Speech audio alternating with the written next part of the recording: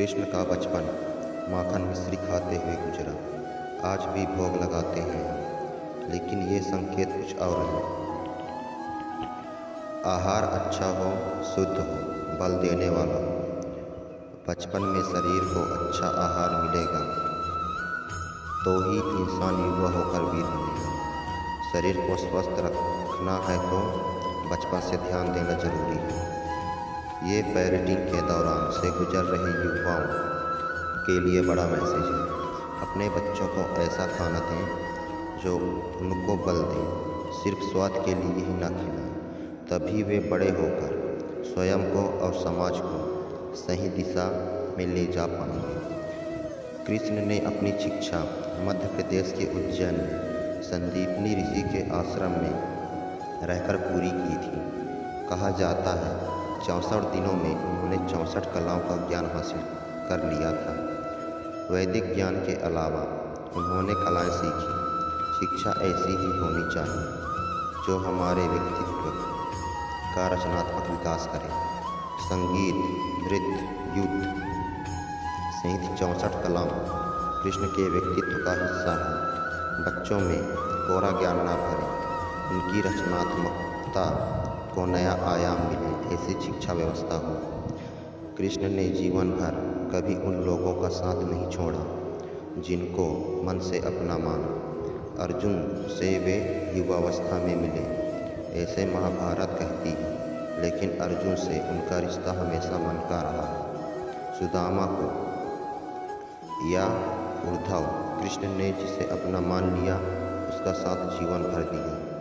रिश्तों के लिए कृष्ण ने कई लड़ाइयाँ लड़ी और रिश्तों से ही कई लड़ाइयाँ जीती। उनका सीधा संदेश है, सांसारिक इंसान को सबसे बड़ी धरोहर रिश्तेदारी ही है। अगर किसी के पास रिश्तों का थाती नहीं है तो वो इंसान संसार के लिए गैर जरूरी है। इसलिए अपने रिश्तों को दिल से जिए, दिमाग से नहीं। राक्षस नरकासुर का आतंक था।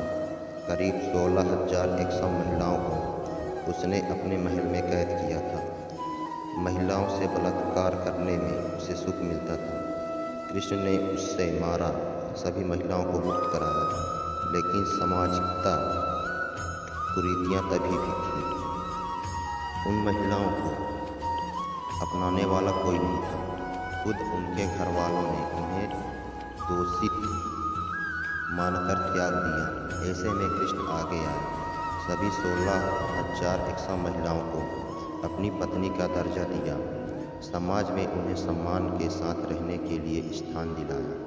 कृष्ण ने हमेशा नारी को शक्ति बताया, उनके सम्मान के लिए तत्पर रहे। पूरी महाभारत नारी के सम्मान के लिए ही लड़ी गई। सो आप कृष्ण भक्त हैं तो अपने आसपास की महिलाओं का पूरा सम्मान करें। कृष्ण की कृपा पाने का ये सरलतम मार्ग है। कम ही लोग जानते हैं कि जिस दुर्योधन के खिलाफ कृष्ण ने आजीवन पांडवों का साथ दिया, उसकी मौत का कारण भी कृष्ण की कूटनीति बनी। वो ही दुर्योधन रिश्ते में कृष्ण का समधी भी था। कृष्ण के पुत्र सांभा ने दुर्योधन की बेटी लक्ष्मणा का अपहरण करके उससे विवाह किया था, क्योंकि लक्ष्मणा सांभा से विवाह करना चाहती थी, लेकिन दुर्योधन खिलाफ था। सांभा को कौरवों ने बंदी भी बनाया था। तब कृष्ण ने दुर्योधन को समझाया था कि हमारे मतभेद अपनी जगह है, लेकिन उनके विचार हमेशा बच्चों के भविष्य में बाधा नहीं बननी चाहिए। दो परिवारों के आपसी झगड़े में बच्चों के प्रेम का बलिदान नहीं चढ़ना चाहिए। कृष्ण ने लक्ष्मणा को पूरे सम्मान के साथ अपने यहाँ रखा।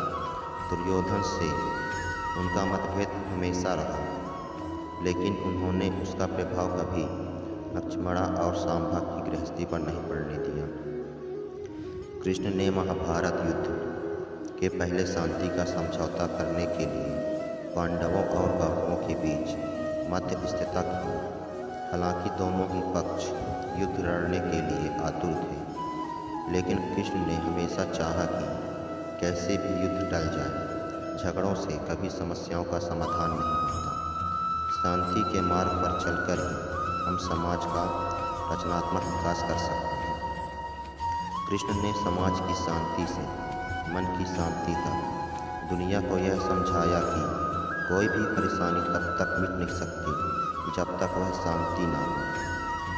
फिर चाहे वो समाज हो या हमारा खुद का मन, शांति से ही सुख मिल सकता है, साधनों से नहीं। महाभारत में जुए की घटना के बाद पांडवों को वनवास हो गया। कृष्ण ने अर्जुन को समझाया कि ये समय भविष्य के लिए तैयारी करने का है। महादेव शिव, देवराज इंद्र और दुर्गा की तपस्या करने को कहा। कृष्ण जानते थे कि दुर्योधन को कितना भी समझाया जाए, वो पांडवों को कभी उनका राज्य नहीं लौटाएगा। तब शक्ति और सामर्थ्य की जरूरत होगी। कर्ण के कुंडल कवच पांडवों की जीत में आड़े आएगा, ये भी जानते थे।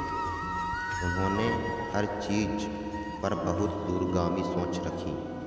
कोई भी फैसला तत्कालीन आवेश में नहीं लिया।